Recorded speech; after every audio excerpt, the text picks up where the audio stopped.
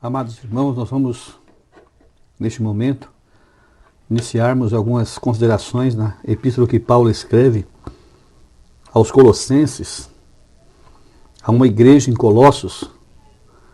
Colossos era uma cidade, essa cidade de Colossos, ela era situada num lugar chamado o Vale do Lico.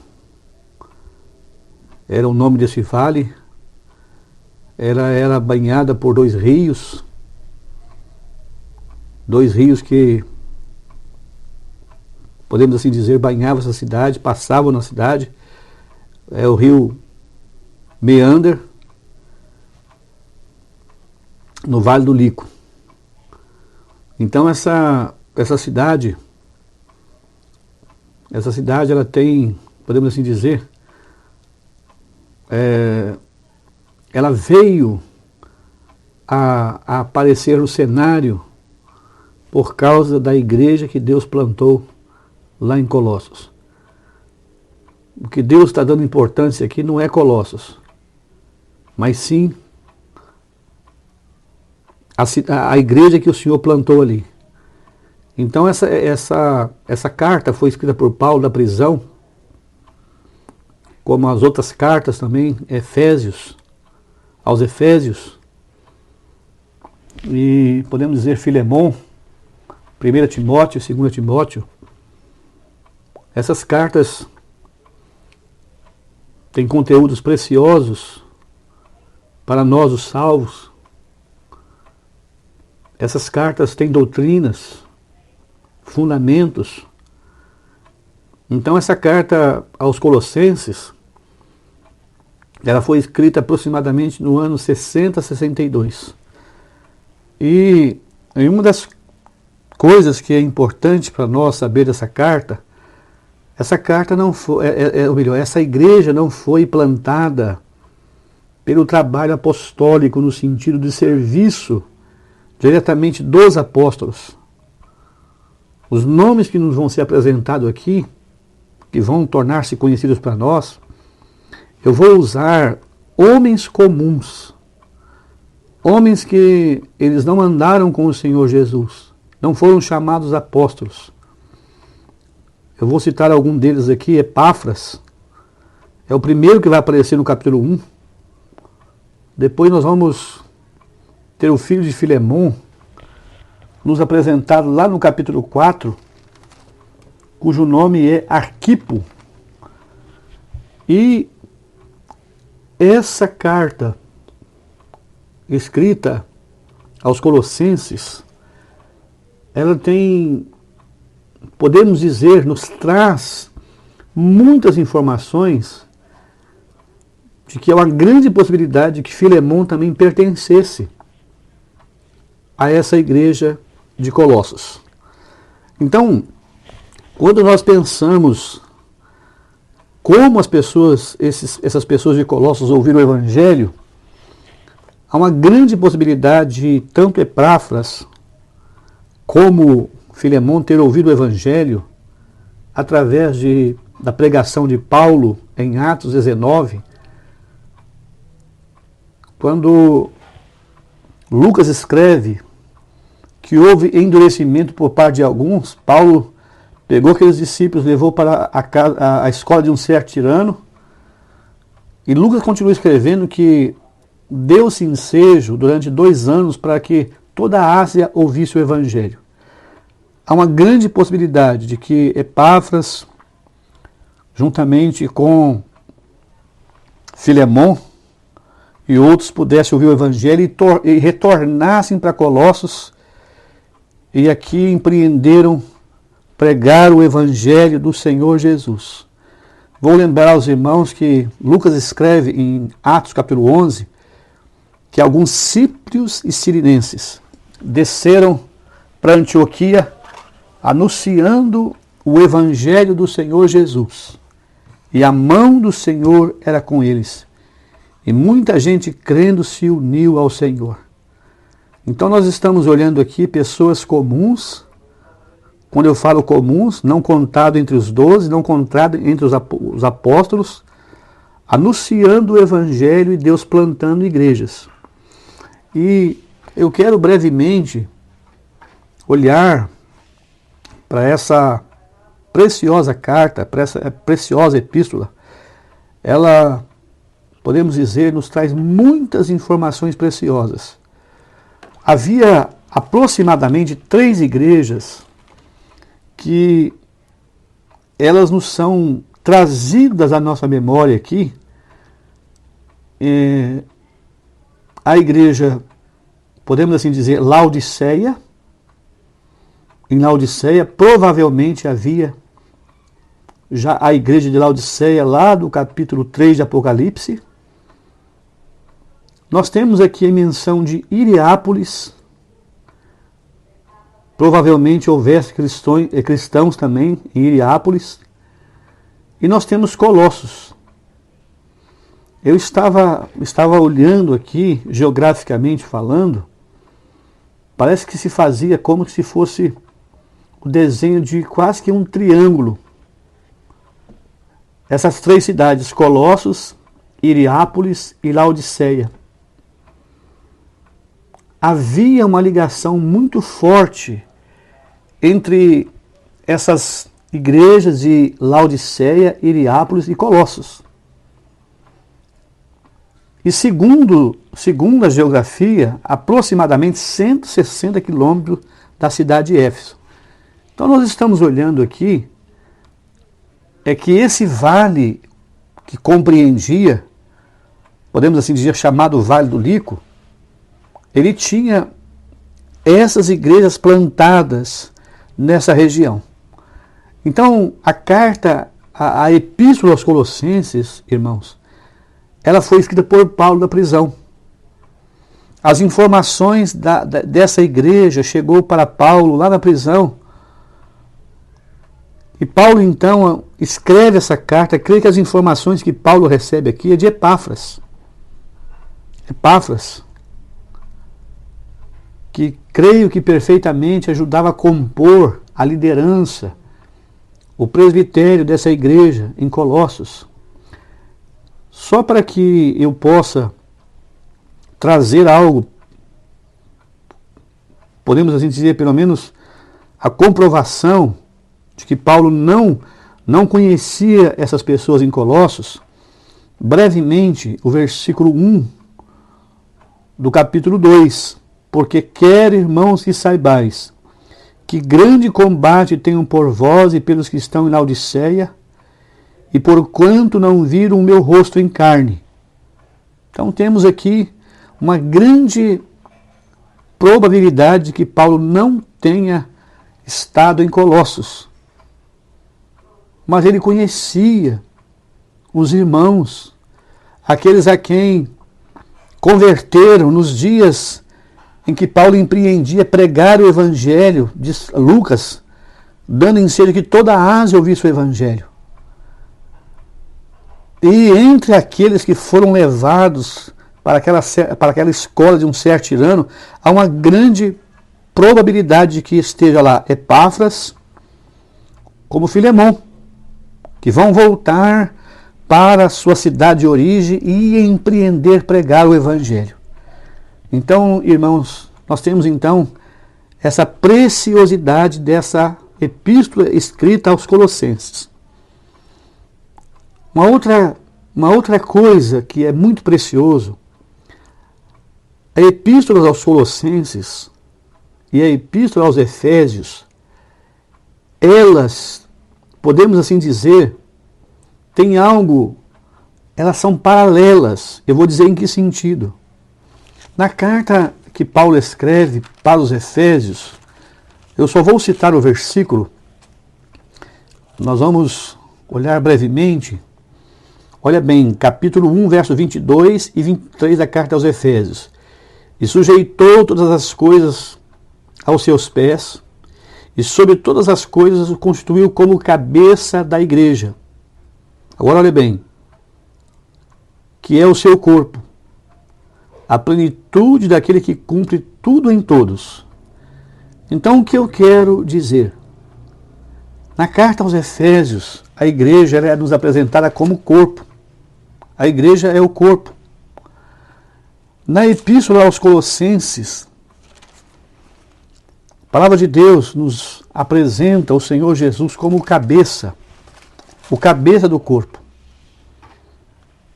Ele vai nos apresentar em Colossenses, logo em Colossenses nós vamos encontrando, falando que, versículo 18 do capítulo 1, ele é o cabeça do corpo da igreja. Então dá para você entender. Na carta aos Efésios nós temos a igreja sendo comparada como um corpo. Versículo 22 e 23 do capítulo 1. Na carta aos Colossenses, Paulo diz que o Senhor Jesus ele é o cabeça do corpo que é a igreja. Isso é muito precioso para nós. Olhar para essas duas epístolas e ver como elas de fato têm essa comparação entre as duas. E quando a gente consegue ler essas duas epístolas junto, carta aos Efésios 6 capítulos, a epístola aos Colossenses 4 capítulos, nós vamos ser enriquecidos. Na carta aos Efésios, o apóstolo apresenta a igreja, podemos dizer assim, no seu sentido glorioso, unida com Cristo. Ela foi assentada com Cristo nas regiões celestiais e nos fez ressuscitar juntamente com Ele, e nos fez assentar nas regiões celestiais em Cristo Jesus. Deus está olhando para cada salvo, na carta aos Efésios, no tempo presente e agora, ressuscitado com o seu Filho, assentado em glória. Você, meu irmão, minha irmã, cheia de defeito, falha, errante, mas Deus está olhando para você na pessoa do seu Filho, ressuscitada com o seu Filho em glória, lá nas regiões celestiais. E tudo que Deus desejava, esperava daqueles cristãos efésios, judeus e gentios, era que eles de fato entendessem essa posição gloriosa que desfrutavam em Cristo. Já na carta aos Colossenses, irmãos, Paulo apresenta na carta aos Colossenses os salvos num verdadeiro campo de batalha, sendo chamados, me permita dizer, a mortificar a natureza terrena, a morrer. Quando nós cremos no Senhor Jesus Cristo, pela fé na nossa aceitação dele, automaticamente, posicionalmente, no aspecto de posição, nós mergulhamos com o Senhor Jesus lá na sua morte, posicionalmente. Mas Deus espera, no aspecto prático, Deus espera que eu e você entendamos esse lugar que agora nós ocupamos aqui, nós estamos guerreando aqui. A igreja na Epístola aos Colossenses, ela está aqui neste mundo. Ela é peregrina, ela é estrangeira, em uma terra estranha. E ela está lutando aqui. E Paulo, então, eu vou citar alguns versículos, versículo 12 do capítulo 2, sepultados com ele no batismo. Nele também ressuscitastes pela fé no poder de Deus que o ressuscitou de entre os mortos. O que Paulo queria trazer à mente dos colossenses? Não era simplesmente lembrar do batismo, no sentido de foram emergidos na água, tirados da água, lembrando o ato de sepultar e ressuscitar. Mas Paulo estava pensando nesse batismo, nessa união do salvo com o Senhor Jesus lá na cruz. O Senhor Jesus sendo mergulhado, derramando a sua vida na morte. Quando eu, pecador, creio no Senhor Jesus, eu também sou mergulhado naquela mesma morte. Morrendo com o meu Salvador. Morrendo para o pecado. Dizendo para o nosso Deus, da nossa plena aceitação desse juízo que eu e você merecemos. Ressuscitando agora para uma nova vida. Então, Nesse aspecto aqui, então, nós estamos olhando na carta aos Efésios, ressuscitados com ele em glória, assentados lá nas regiões celestiais em Cristo Jesus. Deus está nos mostrando que lugar tão alto que nós ocupamos. Na carta aos Colossenses, nós somos chamados a fazer morrer. Fazei, pois, morrer a vossa natureza terrena. E eu quero, então, olhar essa carta tão preciosa, essa epístola tão preciosa, nos escrita. Quero fazer uma leitura. Provavelmente eu não entre mais em detalhes, eu vou continuar fazendo algumas considerações pequenas, mas vou ler 7 versículos. Paulo, apóstolo de Jesus Cristo, pela vontade de Deus, eu, irmão Timóteo. Aos santos irmãos e fiéis em Cristo que estão em Colossos, graça a vós e paz da parte de Deus, nosso Pai, e do Senhor Jesus Cristo. Graças damos a Deus Pai, de nosso Senhor Jesus Cristo, orando sempre por vós. Porquanto ouvimos da vossa fé em Cristo Jesus e do amor que tendes para com todos os santos, por causa da esperança que vos está reservada nos céus, da qual já antes ouvis pela palavra da verdade do Evangelho, que já chegou a vós como também está em todo o mundo, e vai frutificando, como também entre vós desde o dia em que ouvistes e conhecestes a graça de Deus em verdade. Como aprendestes de Epáfras, nosso amado conservo, que para vós é um fiel ministro de Cristo, qual nos declarou também o vosso amor no Espírito. Meus amados irmãos, nós vamos continuar olhando para essa epístola, desejando aprender dela. Só quero trazer algo para a nossa consideração, parando aqui. Paulo vai trazer para essa igreja em Colossos que Cristo é suficiente para tudo. Cristo é tudo em todos. Nós não precisamos de nada, absolutamente nada, fora de Cristo. Nós não precisamos de nada. Ele deve ser, podemos dizer, o pré-eminente. Ele quer ser preeminente na sua vida. O Senhor quer ser preeminente na vida da igreja local. A igreja local não precisa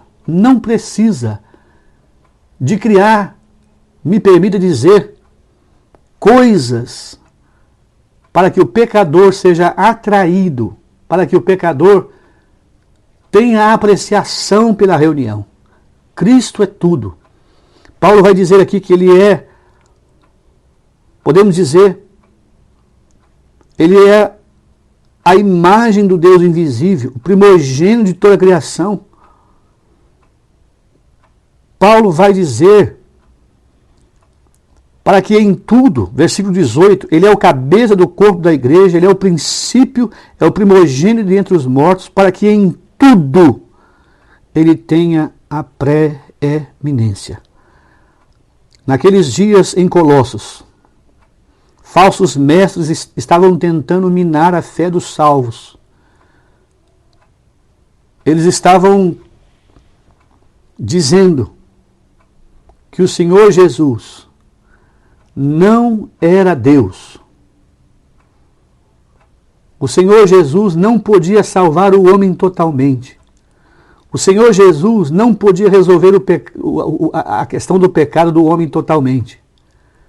E você vai ouvir algo do apóstolo Paulo, verso 28, vou ler brevemente, a quem anunciamos, admoestando a todo homem e ensinando a todo homem em toda sabedoria, para que apresentamos todo homem perfeito em Cristo Jesus.